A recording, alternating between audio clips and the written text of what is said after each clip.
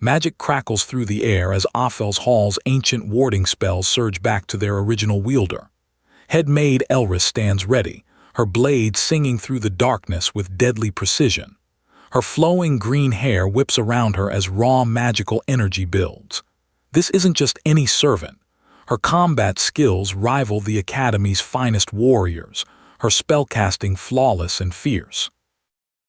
Taylee McLaure charges forward, her red and yellow battle attire blazing as her glowing sword cuts through the ethereal battlefield.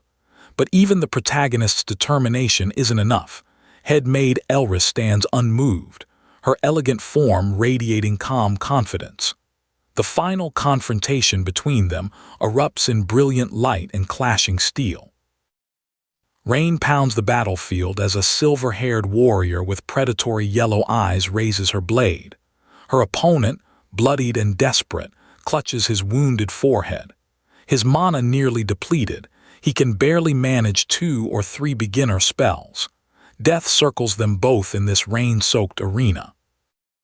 Purple energy explodes as a determined fighter dashes forward with lethal intent. Shane's eyes widen in shock. He didn't see this coming. The attacker's first strike is always aimed low, a signature move that has claimed countless opponents.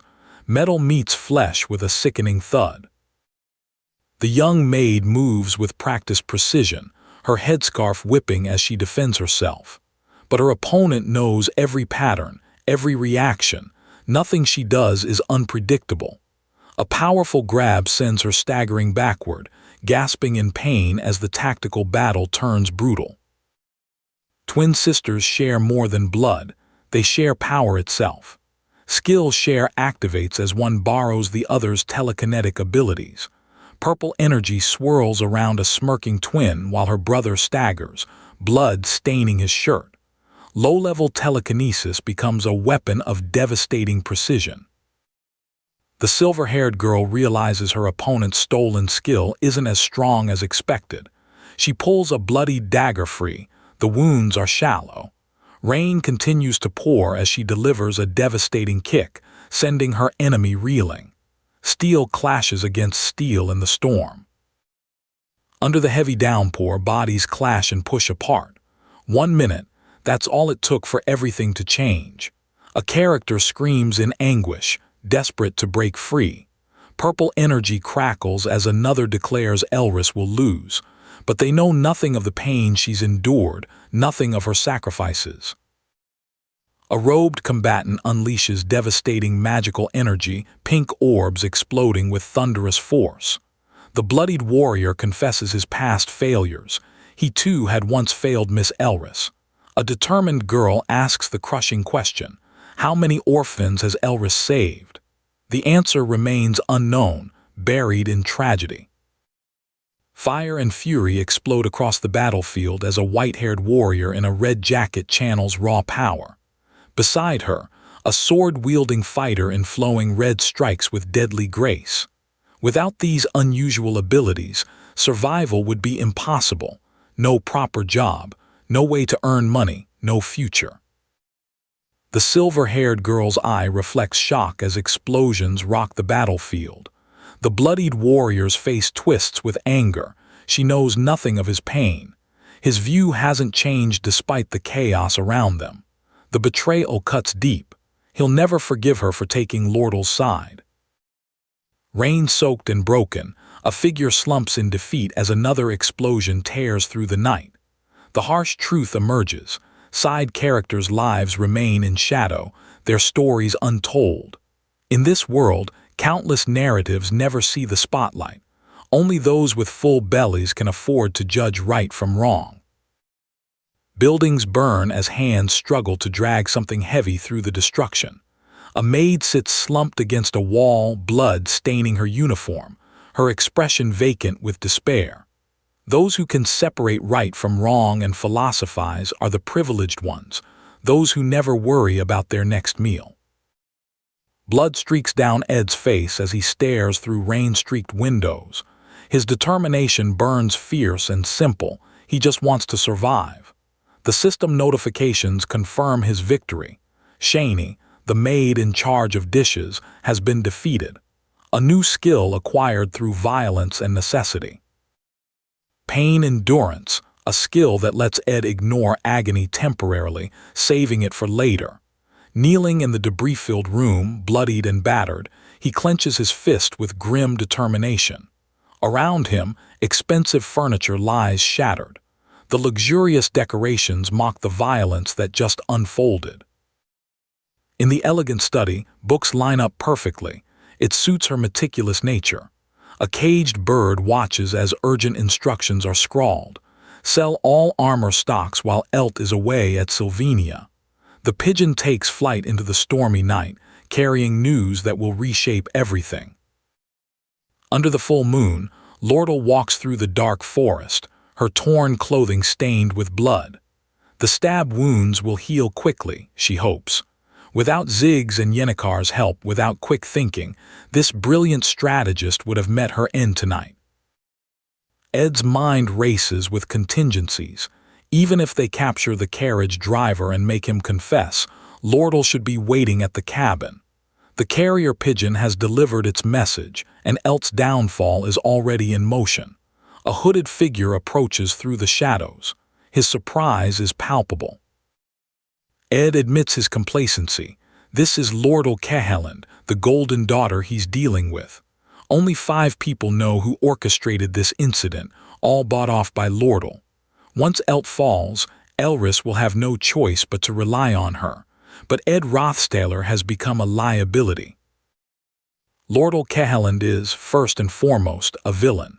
She will succeed at her perfect crime, using people and discarding them without a second thought.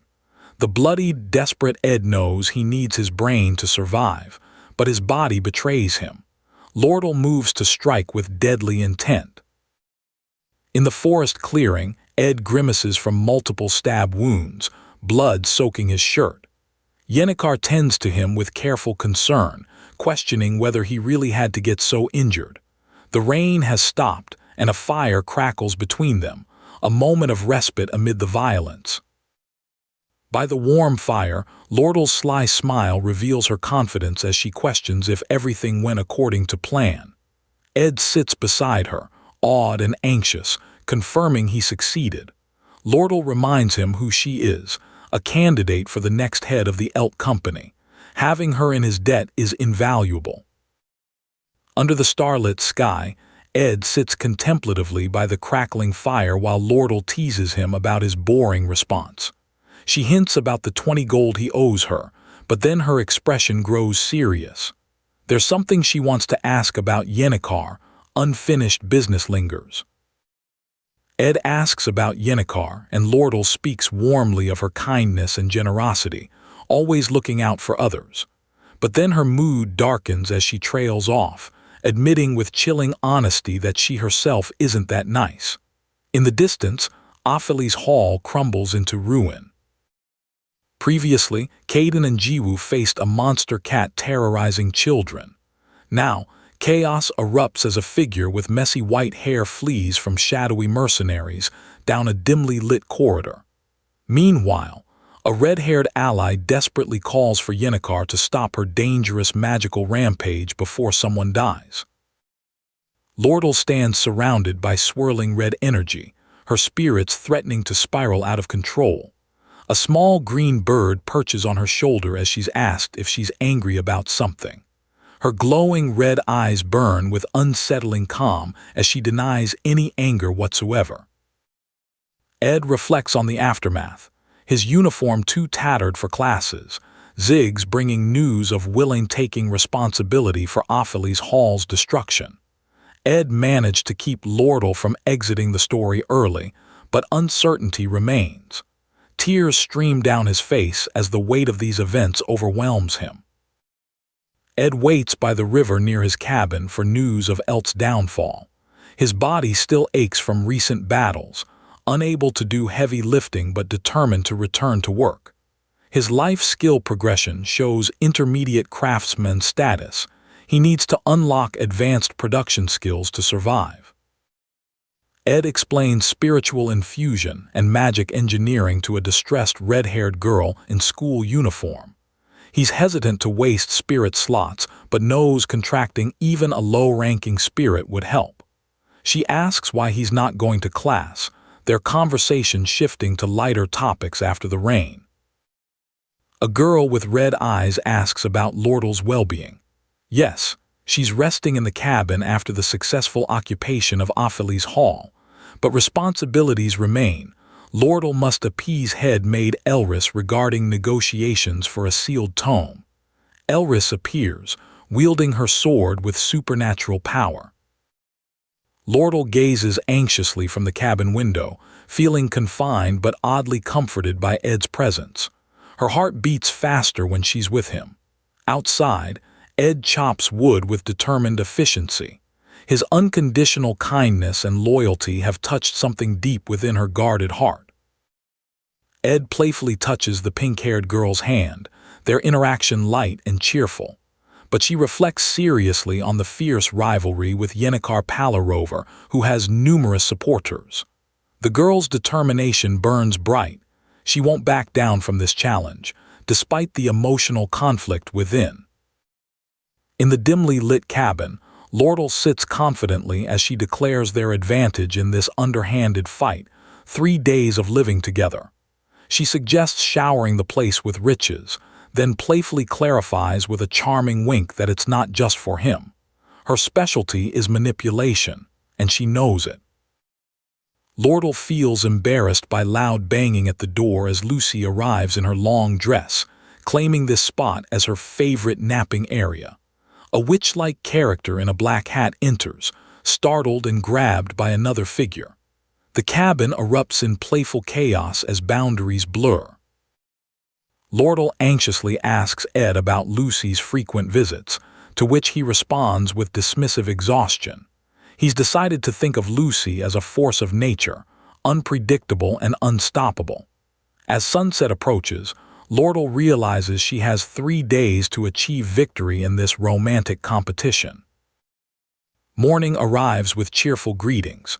The red-haired girl wishes Ed good morning while Lordle exchanges friendly words with Yennekar. But beneath the pleasantries, tension simmers. Green eyes filled with unspoken thoughts watch as one girl sleeps carelessly on the floor, highlighting the complex dynamics between them. Ed sighs with relief as he completes the brick fireplace, handmade but not very sturdy. Inside the cabin, food sizzles as the red-haired girl identifies basil among the ingredients with her sharp sense of smell. They discuss the completed project, remaining cautiously optimistic despite ongoing dangers. Lucy promises to pay the 20 gold she owes Ed while offering additional compensation beyond money. Yennekar thoughtfully considers her request for magically engineered items, claiming he has most of his extensive stock memorized. Their conversation shifts to Ed's need for elementalism training and spirit contracts. The red-haired girl excitedly suggests becoming Ed's teacher, surprising the brown-haired boy. Ed concentrates on a glowing orb for spiritual resonance training, but when Caris tries to communicate with Ed, Lady Yennekar warns his resonance isn't high enough. A sudden energy surge causes an explosive reaction. The red-haired girl greets anxious, sweating Ed, discussing her abundant stock of magically engineered items. Ed inquires about bargain prices while she dismisses any coldness, explaining these are dead stock items essentially free. Her serious expression confirms the generous offer as tension builds. Ed suggests selling items at a discount if she visits regularly for tea and conversation. Another red-haired girl insists he should give them for free after all his help. Their playful banter about excuses is interrupted as someone approaches with serious news, shifting the mood dramatically. Belmaya, the new head maid in striking red attire, delivers a message from the former head maid to concerned Lucy. In hushed tones, Yennekar hints at a huge secret that must not get out, warning Lucy not to react too strongly to the revelation about to unfold. The boy whispers about Ed Rothstaler to skeptical Lady Clara, who raises an eyebrow at someone falling for that good-for-nothing. Despite Ed's improving reputation, Clara supports her friend Yennekar. She recalls both Ed and Yennekar missing the first day of classes, frustration building over the romantic complications. Clara expresses skepticism about whether Ed is oblivious or a womanizer, noting he's not in a position for dating. The red-haired girl smirks playfully about 4 girls vying for his attention. The scene shifts comically to a small witch-like girl sleeping peacefully on a rooftop with gentle snores. The red-haired girl asks what Ed wanted to say, but the troubled blonde boy apologizes, admitting he has a headache from overthinking everyone involved. A woman in a red dress announces she has a message for Lady Lortle from former head maid Miss Elris, adding new complexity. Maya walks with worried Lucy along a dimly lit path, discussing Lortle's recent victory and its troubling implications. A boy in a red-orange cloak reflects confidently on recent events.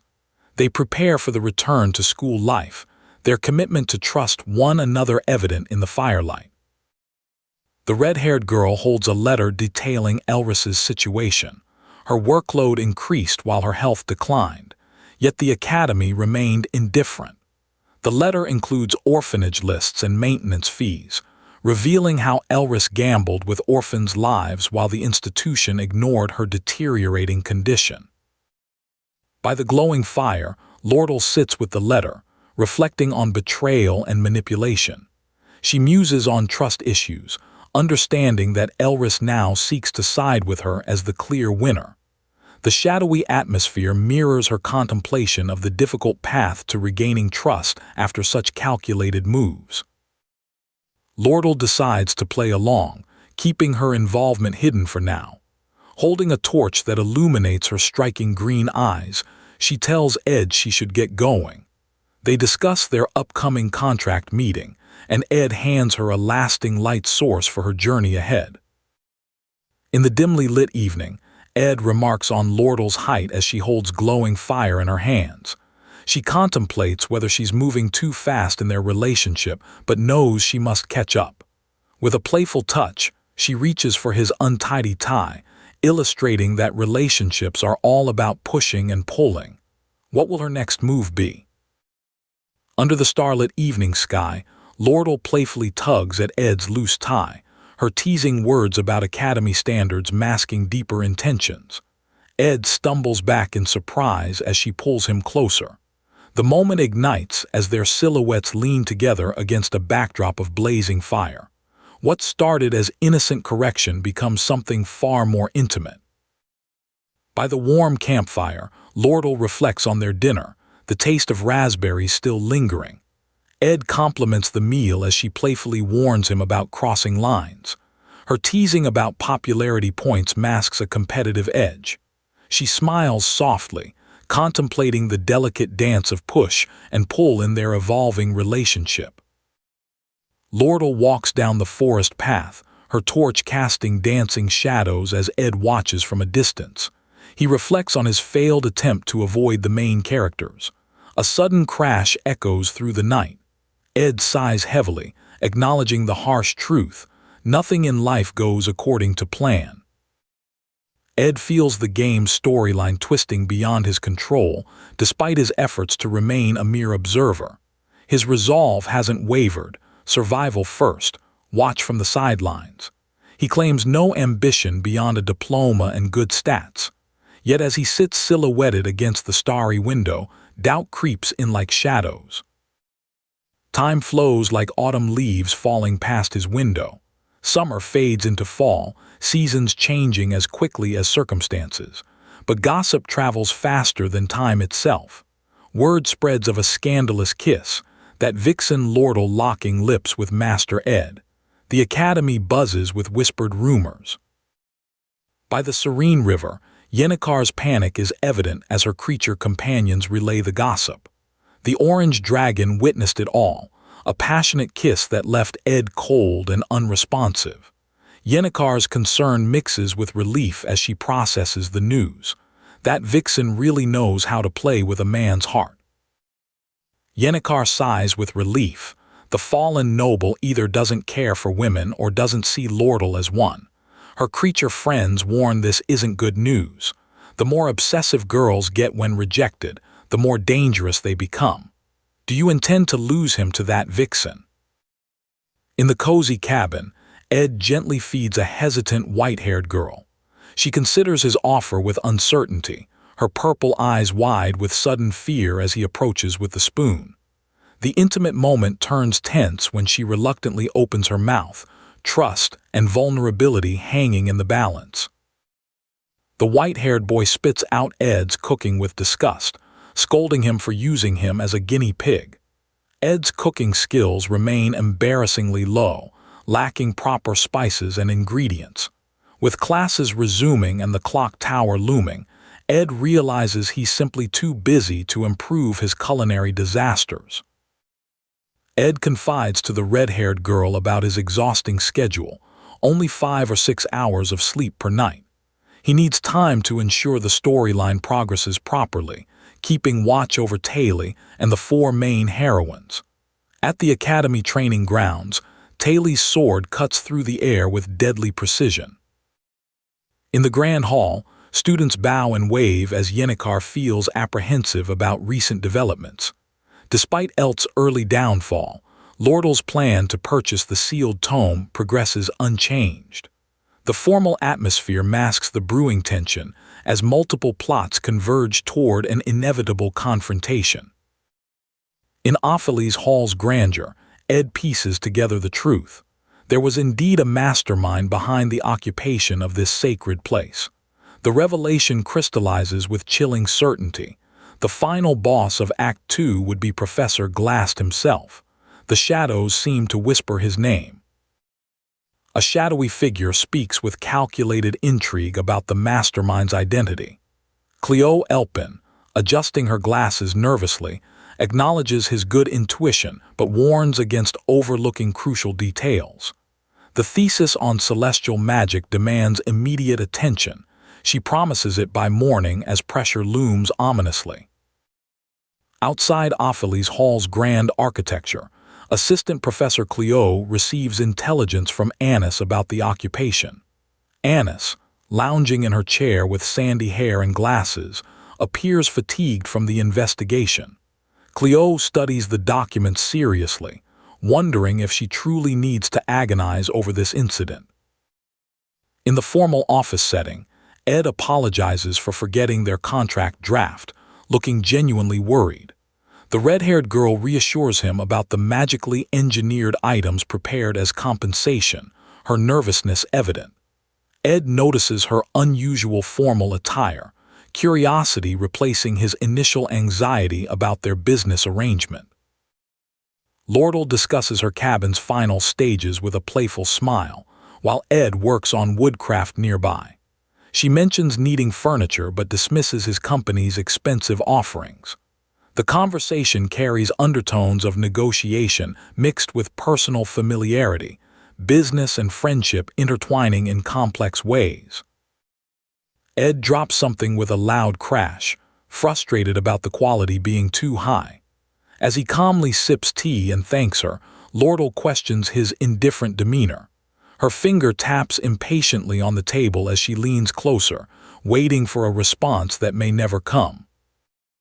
The tension explodes as Lordle confronts Ed about his perspective on women. She declares that while he doesn't see her as a woman, she definitely sees him as a man, and that means exactly what he thinks it means. Her confession hangs heavy with unspoken implications and selfish motivations.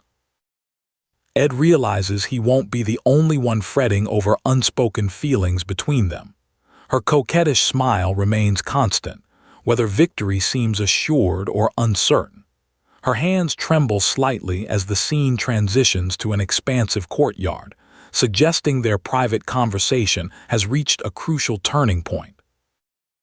Under the bright sky, the red-haired instructor raises her staff with confidence, inviting Ed to begin their magical lessons. Fire sparks around her hands as she demonstrates spellcasting. Ed nods with determination, ready to focus his magic and learn. The training ground buzzes with excitement and anticipation. In a dazzling flash of light, Mug the low-ranking fire spirit materializes with boundless enthusiasm. The small yellow creature boasts about having the highest magic efficiency scores in the northern forest and superior communication skills among spirits. Ed watches in surprise as his new contractor introduces himself with infectious energy. Mug burns with passionate determination, ready to assist until completely exhausted. Ed reflects on raising his spirit skills as a figure sits peacefully on a swan. A masked woman questions why the boy reminds her of a soldier. The conversation shifts to spirit recommendations based on magic efficiency. The fiery creature erupts with explosive energy as someone questions who died in the selection process. Ed reaches out to hold the warm spirit as it settles. The chaotic moment transitions to contemplation as they discuss Taken and the creature's comforting warmth, finding peace amid the magical flames. Lordle laughs joyfully as she explains how Mug's firepower increases with concentration. The spirit eagerly awaits commands while Ed realizes he's gained a portable heater, perfect for survival without consuming firewood. Their playful banter reveals a supportive dynamic as she teasingly notes his tired appearance. Mug offers to teach Ed about resonance and spiritual sense, suggesting direct instruction would be faster. Ed appears flustered, mentioning their busy schedules and multiple responsibilities. Mug grows frustrated, emphasizing the difficulty of teaching without proper compensation while demonstrating unwavering determination to help.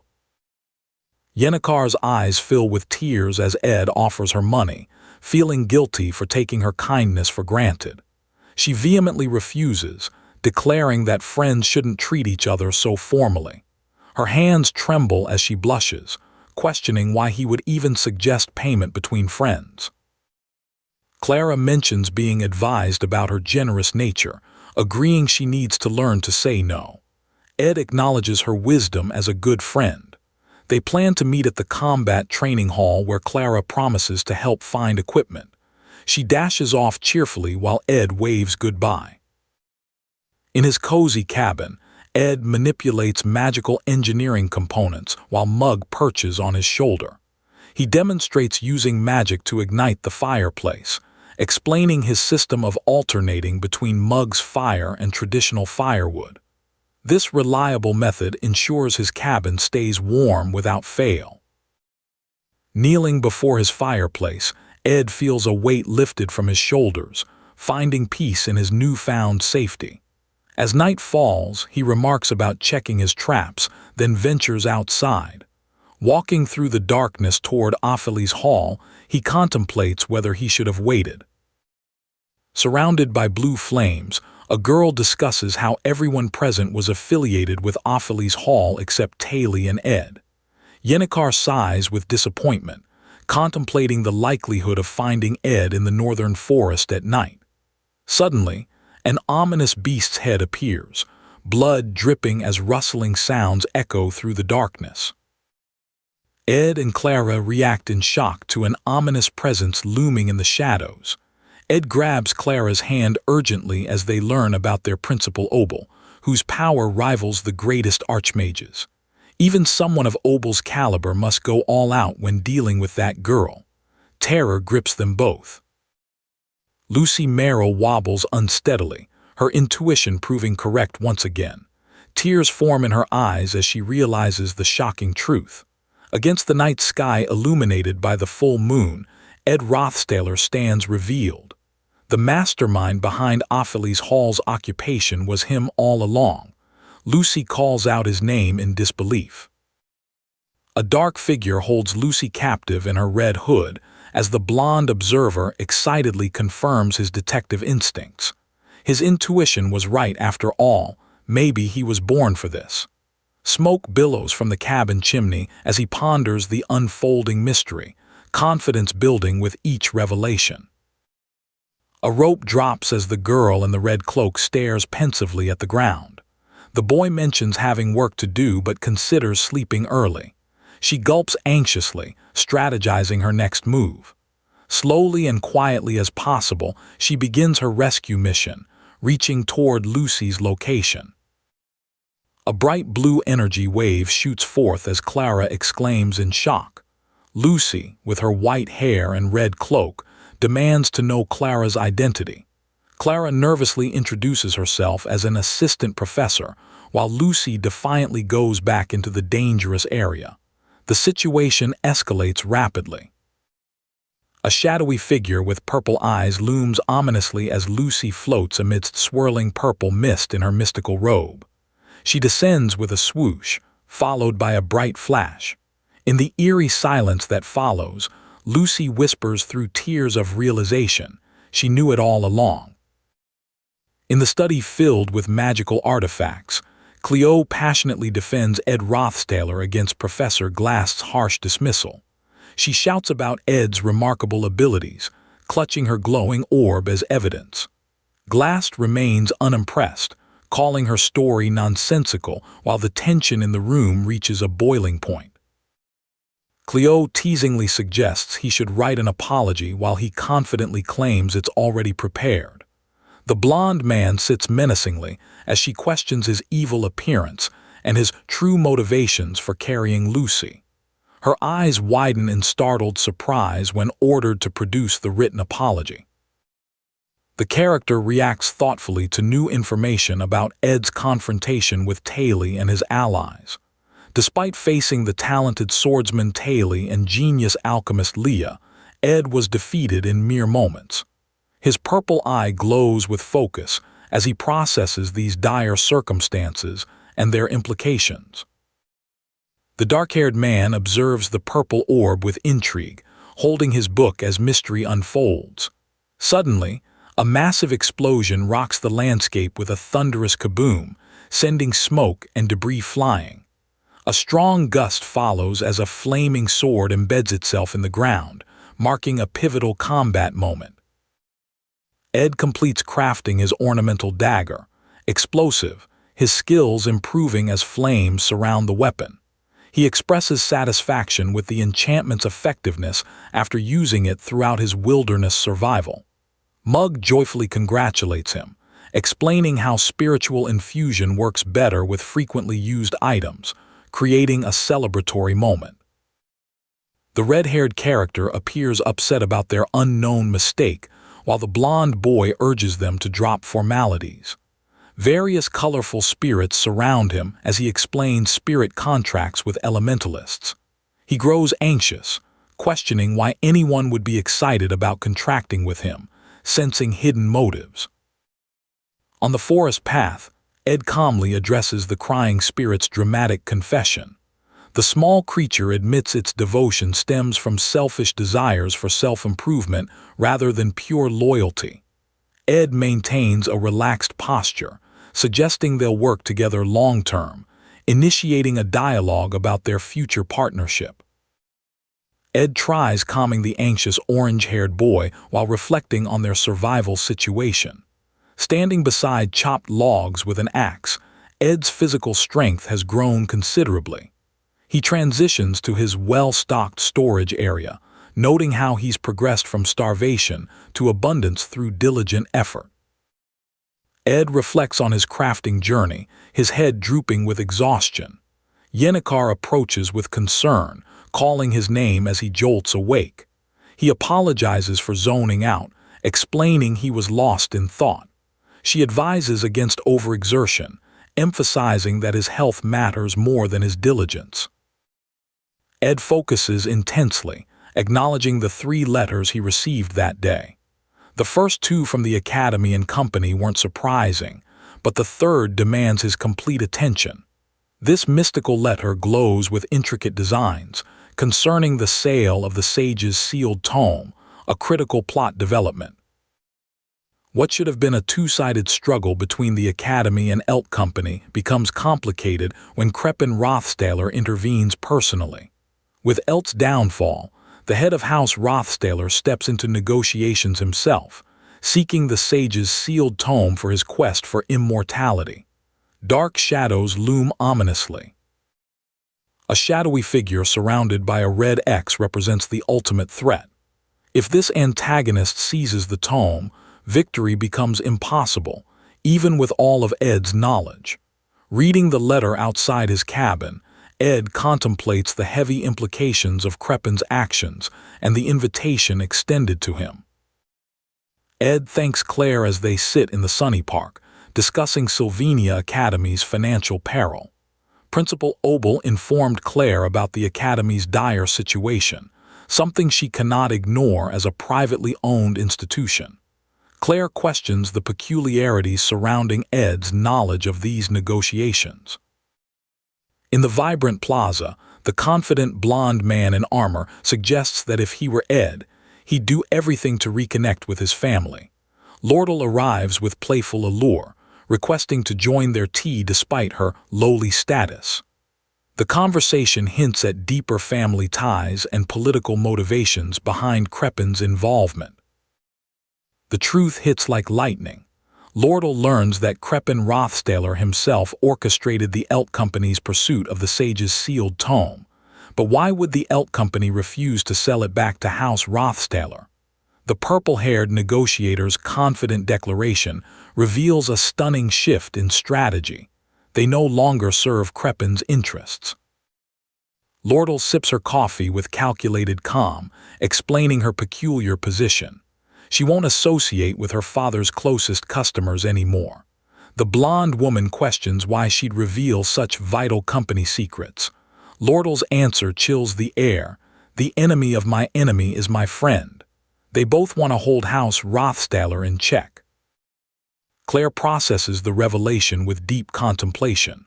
The man in formal attire explains someone has distanced himself from House Rothstaler, living his own life now. But his usefulness remains undeniable. The man declares he'll request aid as a favor, or even command it if necessary. But what if this person keeps silent despite everything? The blonde-haired man in armor contemplates his next move, placing his cup down with decisive authority.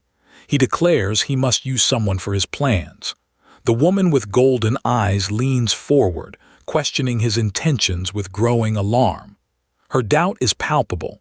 Does he really think he has that kind of power? Lordle smirks as she raises an eyebrow, her hidden agenda becoming clearer. But when she dares to speak down to the princess, the protective guard erupts in fury. The sound of clatter echoes as he demands respect for royalty. Power dynamics shift dangerously as allegiances are tested in the vibrant plaza. Lordle's warning cuts through the tension like a blade. Do not try to use him like a tool, or you may find yourself being used in turn. The angry guard demands she be held responsible for her insolence, but Claire maintains her composure. As Lordle exits with clicking heels, confusion clouds the air about Ed Rothstaler and the tome negotiations. The mood lightens as Claire reunites with Lordle at the Elk Company. Lordle appears fatigued but greets her enthusiastically, acknowledging that many significant events have occurred recently. Claire apologizes for not expecting Yennekar's presence, offering water with comradely concern. The corporate environment provides a brief respite from the mounting tensions. In a magical shop filled with sparkling items, the red-haired girl cheerfully confirms a young man's request for magically engineered goods. She playfully points out the pristine condition of her new merchandise. When he mentions unpaid debts, she dismisses ethics with a mischievous smile. What matters is that these items will benefit Ed. The red-haired woman suggests that paying would resolve everything quickly, but the blonde boy in his black suit appears dazed and conflicted. As the conversation continues, he seems to sink underwater in his own thoughts, struggling with overwhelming sensations. The urgency of being cautious around Crepin Rothstaler weighs heavily on his mind. Ed holds a weathered blue case, his thoughts turning practical despite the ethereal underwater environment surrounding him. He contemplates creating a mattress from fabric and feathers, skinning the deer he caught and cleaning his cabin. Even in this mystical space, survival tasks dominate his mind. He's almost out of jerky for Lucy. Ed floats underwater, bubbles escaping as he struggles for air. Two girls call his name frantically, urging him to wake up. The scene shifts to a blonde woman gazing thoughtfully out a window. Maybe she needs to face the truth. Ed's survival efforts have become a matter of serious discussion. In a warmly lit room, the blonde young man reflects anxiously on advice about focusing on studies, his tattoos visible on his arms. The blonde girl sips tea, determined to validate her insights about visiting the royal dormitory. But shocking news arrives. Ed Rothstaler has collapsed from exhaustion and won't be able to visit. Ed awakens in chaos, his body heavy and burning with fever. Sweat beads across his face as he struggles to breathe, feeling the weight of exhaustion crushing down on him. Beside him, the white-haired character rests peacefully, mumbling about salty food in their sleep. The intimate moment contrasts sharply with Ed's distress. Ed sits up in bed, his muscular build evident as he questions the girl beside him about talking about jerky in her sleep. Lucy trembles slightly under her red blanket, feeling impossibly light in his arms. Despite his current frailness, he can't help but notice her concerning weight. The moment balances humor with genuine worry about her health. In an ethereal realm swirling with green magical energy, the dark-haired boy congratulates Ed on waking up. He explains that Ed's magic became completely jumbled from months of relentless training without rest. Ed looks bewildered. He was training while asleep. The mystical setting amplifies the surreal nature of his magical exhaustion. Back in the wooden room, the white-haired young man channels green healing energy while supporting the recovering Ed. Ziggs mentions starting a campfire outside, unsure about using the indoor fireplace. Ed manages a grateful "thank you" despite his weakness. The caring atmosphere highlights how illness can bring people together in support. Ed questions just how many girls the other character attracts, his serious expression reflecting genuine curiosity. The reddish-haired boy appears skeptical about societal norms, muttering about his limited understanding of civilization. As they discuss classmates and expectations, Ed is offered food, reacting with surprise at the offering. Ed grimaces at the terrible food, admitting he can eat almost anything, but this crosses the line. The dark-haired character acknowledges there was no other choice, suggesting someone like Elva or Cade would have prepared something better. Ed shifts topics to alchemy students getting in trouble for secretly mass-producing mandragoras, checking on the storyline's progression. Ed learns he's been unconscious for 10 whole days, his concern rising as he processes this information. Chapter 7 of Act 2, The Devil of the Underground Waterways, has been resolved in his absence. Only the biggest event remains, the battle for the sage's sealed tome. Time has slipped away faster than he ever imagined. Ed's urgency explodes as he realizes there's no time left. He demands Ziggs send a message to Lordle immediately, his desperation evident in every word. The weight of lost time crashes down on him as he awakens to the reality of the situation. Critical events have been set in motion without his knowledge. The grand building stands majestic under blue skies as the battle for the sage's sealed tome officially begins. Present at the scene, Princess Peenia Kroll with her protective guard, and Lordle Keheland acting as substitute for the head of the Elk Company. The stage is set for a confrontation that will reshape everything. Polished shoes step with deliberate purpose as Crepin Rothstaler makes his entrance. The head of House Rothstaler, final boss of Act 4, arrives with sinister charm, his elegant attire and confident smirk radiating dangerous authority. Against the backdrop of the towering castle, he greets everyone with deceptive pleasantry. His very presence shouldn't exist according to the original storyline. In the opulent dining room, Ed cuts into his steak as Crepin halts him with talk of past troubles. The formal disownment notice lies between them, evidence of Ed's rejection from House Rothstaler. Crepin mentions wanting to apologize formally for the trouble caused by a foolish member of his house, his polite demeanor masking deeper intentions. The tension escalates as someone declares this man is definitely a villain. Louis Kierland introduces himself with sharp confidence, while the red-haired girl with green eyes mentions the scent of gold drawing them in. She speaks of going wherever good profit can be made, her smile playing on her lips as business motivations become clear. The negotiations for the sage's sealed tome unfold with formal precision. Negotiators arrive, meals are served, and the tome is displayed for inspection. The ancient script on the scroll-like item speaks of immense power as offers are collected for bidding. The Academy's financial desperation drives this discreet auction forward. Obel Forsyth's clever plan unfolds with dramatic flair. The bidding will remain simple with Princess Pina as witness and Rachel concluding quietly. The white-haired woman sits confidently beside Crepin as they prepare for the straightforward process. Whoever bids highest takes ownership of the sage's sealed tome. The stakes couldn't be clearer. In the ornate auction room, discussion turns to the academic and luxury value of magic tomes. The red-haired woman listens with calculating intensity as someone raises their bid. The atmosphere grows tense as they prepare for open auction, one character emphasizing the critical importance of understanding rivals in this high-stakes competition. Lordle declares her objective to profit from the magic tome, her assertive smile radiating confidence. Crepin offers 8,500 gold as the elder man reads the bids with serious gravity. But doubt creeps in.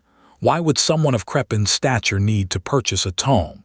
The air thickens with suspicion and unspoken questions. Shock ripples through the room as the announcement comes. 9,400 gold. The sage's sealed tome goes to the Elk Company, not House Rothstaler.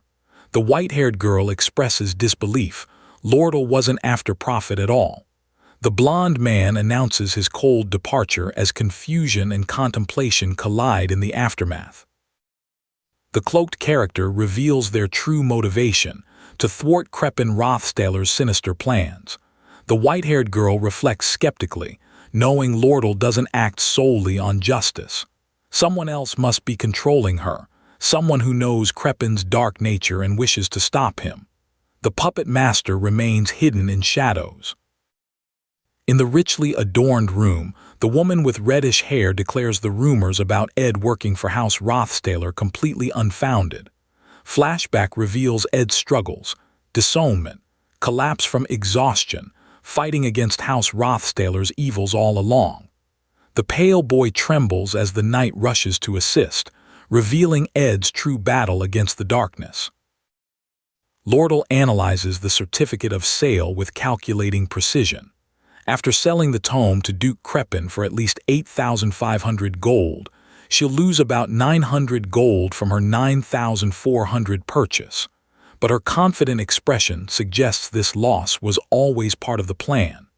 The merchant's lie about not selling to Crepin becomes clear. Lordle's smile turns gleeful as she contemplates the bargain, a favor from Ed for just 900 gold. She relishes the deal, her scheming intent evident as she reclines dramatically. The narration hints that if the princess saw this expression, she'd be shocked. And so, Lordle won the bid through cunning manipulation rather than simple profit. By the campfire near his rustic cabin, the blonde character reflects on a woman's reaction when he explained Ed's letter. He feels bad for her innocence considering what comes next. Suddenly, Yennekar appears with red hair and cat ears, excitedly calling Ed's name as she dashes toward them, missing classes but planning to do homework later. In the bright indoor setting, the red-haired girl with the bow expresses concern after hearing about Yennekar's troubles. Yennekar acknowledges her friend's worry while the dark-haired boy highlights her emotional state, tears and rumors of rejection. As Yennekar playfully grabs his shirt, the mood lightens with Ed sitting calmly, interacting with a small animal companion. Ed explains his desire to apologize immediately but worried about tampering with magic if he manifested too early. The small cat-like creature urges him not to fuss, but Ed's shock is palpable when he fully grasps he's been unconscious for 10 days. During this time, the deer carcass decomposed and his fishing net tore away, 10 days of survival lost. Ed sighs in frustration as he realizes he's lost all his food and must start over. But he's not alone. The red-haired girl confidently offers her help, and the dark-haired boy joins in, having time until the next exam. Together, they plan to take things one step at a time, building hope from collective determination. The scene shifts to memories of hardship, shadows looming, a worn figure struggling amidst swarming insects. Two characters reflect on past achievements despite challenges, while a blond young man with a confident smile assures them everything will work out fine. The girl expresses concern about exhaustion, adding emotional support to their shared struggle. In the sunny outdoor setting, Yennekar lounges against a majestic blue wolf as Merida highlights an opportunity, act while Lordle is preoccupied with negotiations. The wolf's thoughtful expression adds whimsy as Merida critiques Yennekar's appearance but quickly compliments her perfection. Yennekar looks surprised and curious at this mixed assessment. Merida, the high-ranking wind spirit with striking blue fur, advises Yennekar on strategy. She emphasizes being a supportive wife-like figure while Ed goes through hard times. Yennekar blushes nervously at the suggestion of getting further with Ed, her embarrassment evident as she contemplates the advice in their ethereal, tranquil setting. The blue wolf creature and pink-haired girl discuss strategies when tension erupts with a growling crack. The blonde boy argues passionately that this is a critical moment. The man has been gaining strength quickly, and they must support him while he's vulnerable. The pink-haired girl recognizes the importance, asking others to calm down and listen. Whispered secrets fill the night air as bright stars, and a full moon illuminate the tranquil scene. The sound, chird, suggests small wildlife activity as warm light emanates from the cozy cabin windows. By the fire, steam rises from a cooking pot as thoughts turn to Yennekar's superior stew, so much better than Zig's that it inspired a desire to learn cooking skills. Ed opens the creaky wooden door, letting golden sunlight stream into the dimly lit room. Despite help from others, he appears worn and troubled, lying in bed with mild fever and migraine. Kira's concerned voice interrupts his thoughts, her long pink hair framed as she asks about his well-being, noticing his tiredness and wondering if he returned to his dorm. Yennekar leans playfully against the doorframe, her pigtails and red ribbon bright as she teases Ed about his tiredness. Her sporty sneakers and black leggings complete her casual appearance as she smiles brightly, curiosity evident in her tone. When she asks what he's planning to do, Ed's surprised expression shows he's caught completely off guard. In the warm, wooden room, deep emotional exchange unfolds. The boy urges the girl not to pretend she feels better, sharing that when bodies tire, souls get bogged down too. He recalls how presence of others offered comfort during his own hardships, acknowledging how hard things have been and reassuring her she's done really well. The girl insists Ed needs to admit his struggles to rest easy, her concern filling the warmly lit space. He reluctantly agrees as she pleads more emphatically for honesty about his hardships. Ed exhales deeply, his pained expression revealing the weight of their conversation as shadows dance in the soft lamplight. The emotional heaviness contrasts with her cheerful ribbon. Ed admits something has been really difficult, as golden light streams through the windows, birds chirping in the background. His contemplative exhale fills the warm wooden space as he processes his burdens. His shocked expression gives way to discovery. The pink-haired girl has fallen asleep at the table, soft snoring indicating her peaceful rest after their emotional exchange.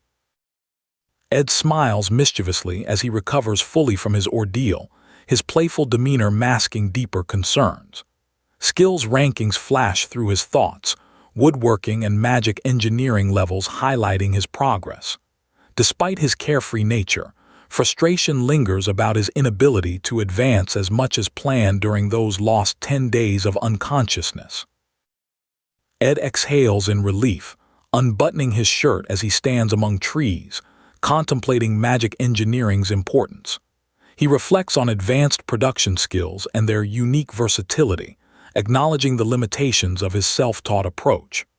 Complex magical formulas and geometric designs fill his thoughts as he considers the challenges of mastering his craft through trial and reconstruction alone. The atmosphere shifts as characters discuss magic engineering struggles. Tale practices spells in flashback, showing his disinterest in engineering while material shortages limit magical crafting.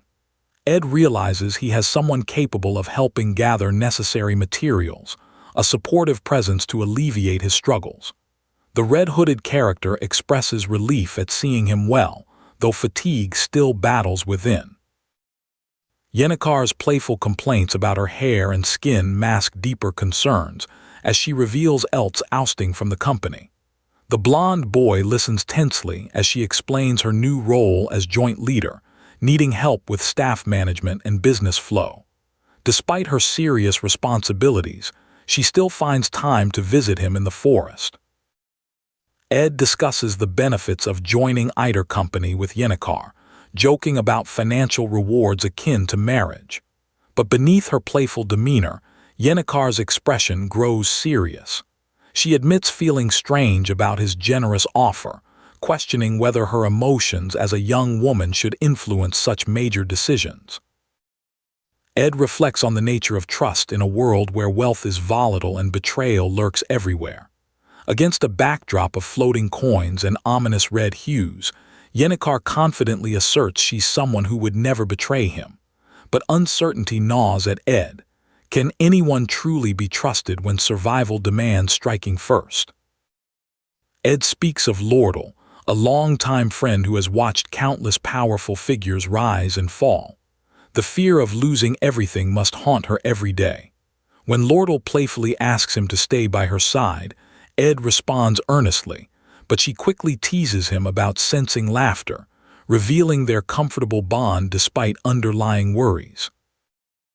Yennekar questions whether her vulnerable act stirred Ed's protective instincts, admitting it wasn't entirely false. By the serene riverside, Ed sits with visible concern as she reflects. He declares his commitment to graduating from Sylvania Academy, emphasizing he has no intention of leaving before achieving that goal. Yennekar contemplates her uncertain future after graduation, while hinting that Ed never had a choice to begin with. She smirks, mentioning she might use the favor he promised soon. As they stand in the tranquil outdoor setting, she expresses how nice it was to see him after so long. Ed exhales deeply, troubled by the weight of emotional debt he feels he owes. His past actions gnaw at him as something terrible approaches. Yennekar stands confidently nearby, playfully claiming possession. "You're mine now." The sunset backdrop amplifies the tension between his anxiety and her possessive confidence. Yennekar approaches Ed's cabin to leave something behind, but inside, a pink-haired girl relaxes with a pillow, planning to make food before Ed returns. When Yennekar suddenly appears, both girls gasp in shock and confusion. Why were they both near the river? The autumn setting frames their unexpected encounter. Yennekar emphasizes that Ed needs proper nutrition and hydration, her protective nature showing as static crackles around them. Ed appears defeated, acknowledging his overwhelmed state and the possibility of collapse. He reflects on the burden of 3 critical letters received before his exhaustion, while a small cat-like creature expresses sympathy about disappointing Mug. Yennekar reflects on 3 significant letters she received. One from Lordle warned about Elt's unpredictability, another from Princess Peenia discussed Crepin's movements. But the third, from the mysterious Professor Glast, was entirely unexpected, requesting a personal meeting after the conference. Her expression grows tense as implications dawn. Ed realizes there's no escaping the story's relentless progression. Professor Glast is the final boss of Act 2. Chapter by chapter, fate unfolds around him with crushing inevitability. He remembers everything about the final chapter, including the legendary great sage Sylvania. The weight of destiny presses down as significant events loom. Professor Glast believed only rare talents like Sylvania could change the world. Surrounded by swirling purple energy and arcane symbols, he planned to use celestial magic to resurrect the great sage. But when Sylvania Academy sold the tome he needed, his fanatical dreams began unraveling. A defeated figure lies at his feet. But Glast made a fatal mistake, kidnapping Isla. This act brought Taylee into the fray, determined to rescue her. Across underground waterways, secret laboratories, and soul libraries, Glast's plans were thwarted at every turn. He met his end at the very mage tower he summoned, a scholar's life dedicated to progress ending in failure. A dark-haired woman contemplates her next move as a blood-red tome comes into focus. In an underground chamber, Isla Tress crouches defensively, terror in her voice as she pleads for someone to stay away. A looming figure presses her to respond, asserting dominance as shadows cast an atmosphere of dread and vulnerability. Isla's green eyes flash with frustration as she exclaims her hatred of the situation. Ed Rothstaler stands calmly in his red cape, defensively explaining that he was also kidnapped. In the shadowy confinement, their shared plight creates an unlikely bond. And so, the subjugation of Glast begins. Ed reiterates his kidnapped status, while a distressed character laments this wasn't what they planned. The scene shifts to 3 days prior, showing a peaceful cabin contrasting the current turmoil. Ed reflects on finishing his tasks during his unconscious days, though he regrets the lost training time, holding a clock that marks missed opportunities. Taylee contemplates his strategy, realizing the subjugation of Glast has begun, and he must raise his magic engineering stats dramatically. A mechanical device in his hands represents his planning as urgency builds. He suddenly remembers how to enhance his abilities quickly. The conflict spans 4 areas, with the most difficult challenge still ahead. Phase 3. The Secret Laboratory. Rena, the librarian surrounded by mystical blue energy, guards the Soul Library. Without Swordmaster skills, she's nearly impossible to defeat. But Ed's true interest lies in the books themselves, containing valuable magic engineering formulas, including legendary-level production techniques he desperately needs. Ed contemplates the danger ahead but reassures himself it should be manageable with allies. A dark-haired girl listens intently as they discuss upcoming changes. Meanwhile, at the imposing Gothic Academy, a cloaked man announces that Adele and Isla will transfer to Class A next semester, assuring students their lessons won't be disrupted. Characters debate the criteria for Class A admission. Ed notes the limited student count, only 3 currently, 5 next semester. A girl mentions Isla's weak combat skills but exceptional susceptibility to celestial magic.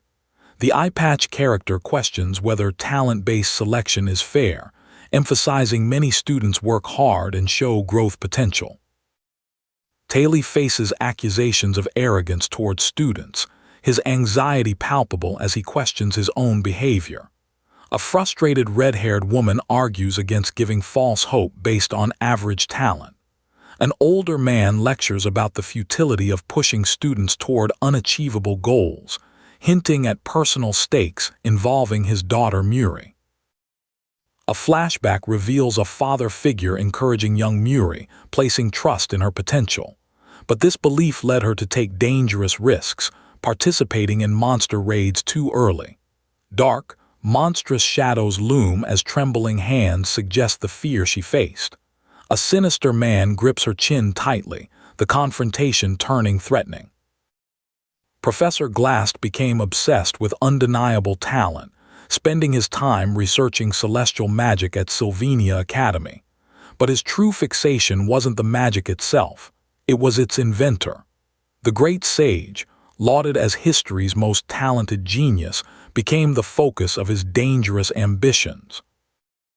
In the dimly lit chamber, Sylvania appears contemplative while Lord O'Cahalan explains Isla's inclusion for celestial magic research.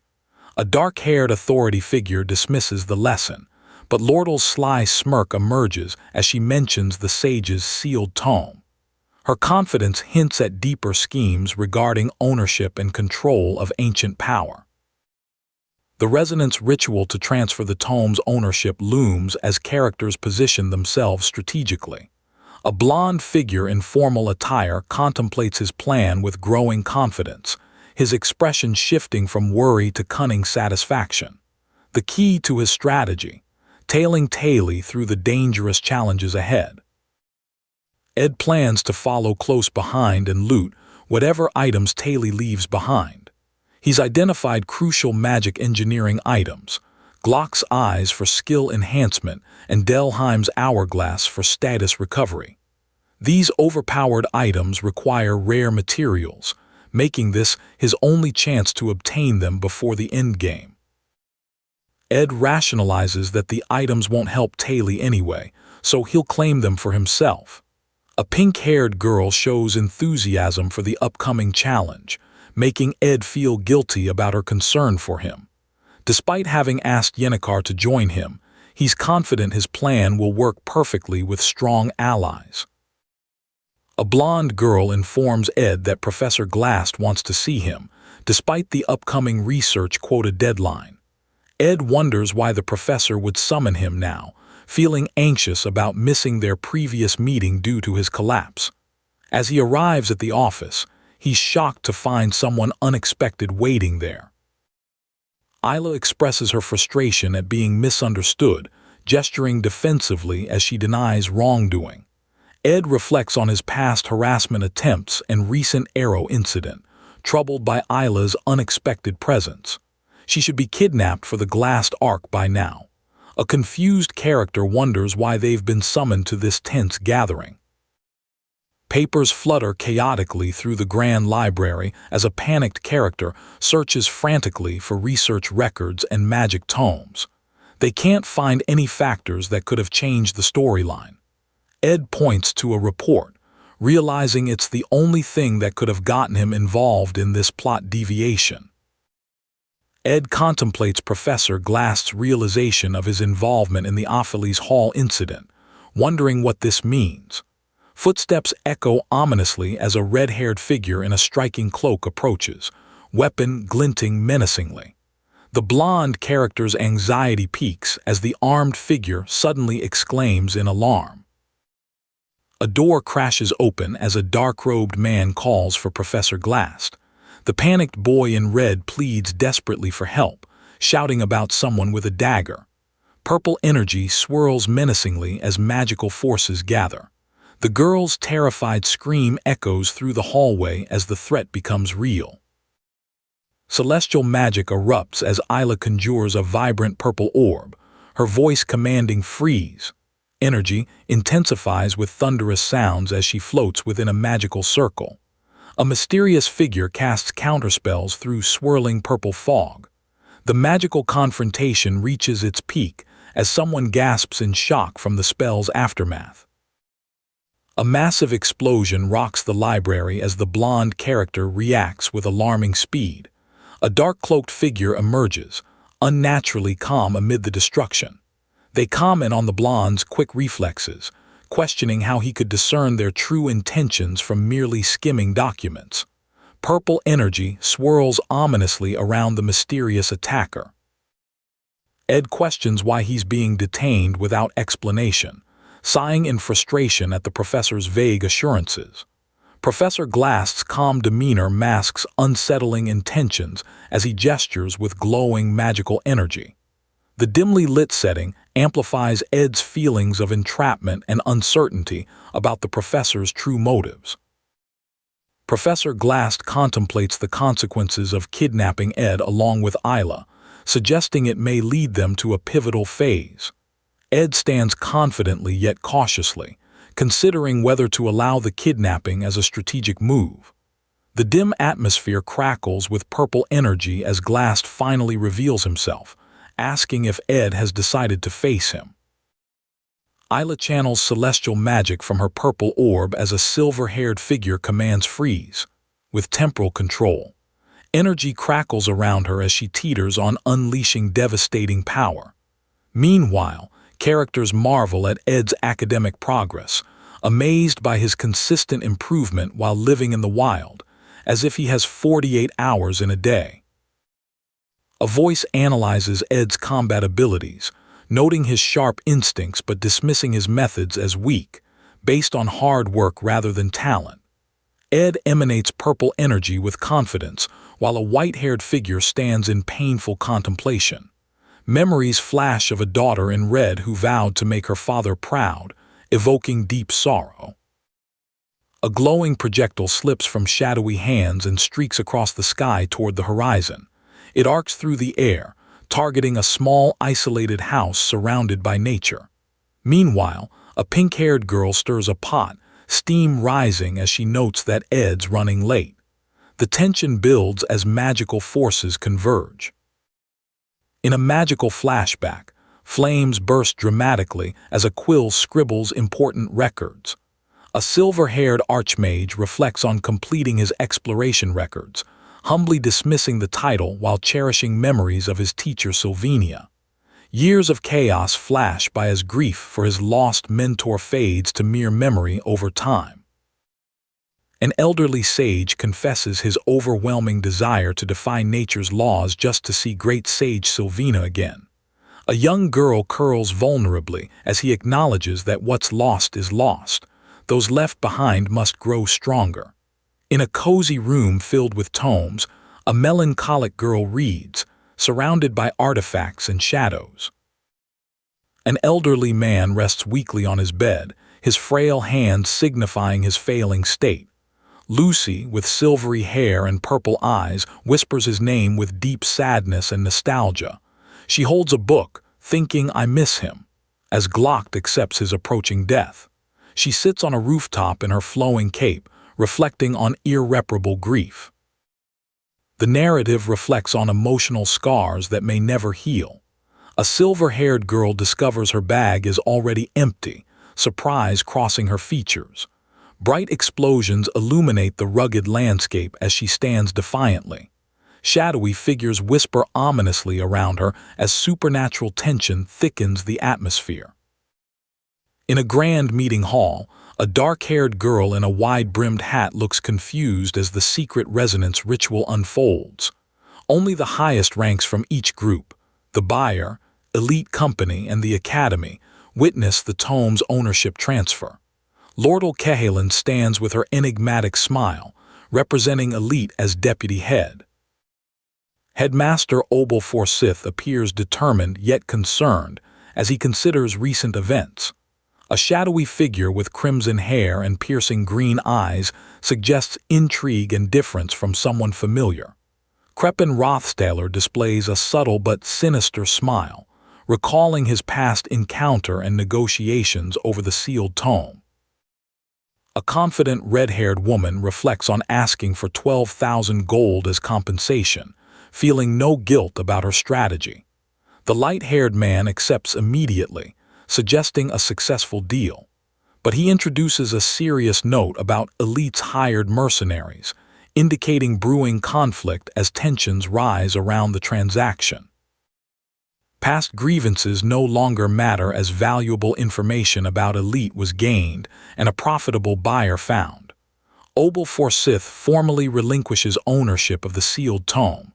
Lordal steps forward as elite's deputy head to claim it. But suddenly, Ed's favor comes into play, setting something crucial in motion. Magical energy erupts in the grand hall, chaotic dark pink hues rippling through the atmosphere.